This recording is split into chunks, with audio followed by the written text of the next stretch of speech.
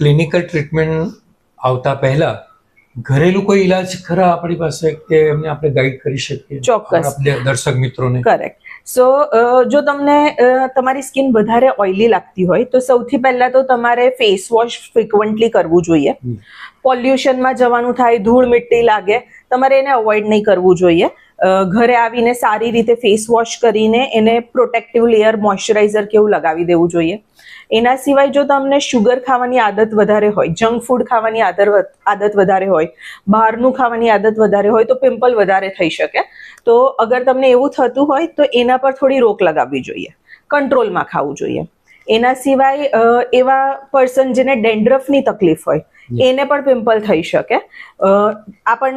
એક વસ્તુ એવી છે કે લોકોને એવું થાય કે પિમ્પલ ખાલી મોઢા પર થાય, પણ એવું નથી હોતું. પિમ્પલ ચેસ્ટ, બેક, શોલ્ડર પર પણ થતા હોય.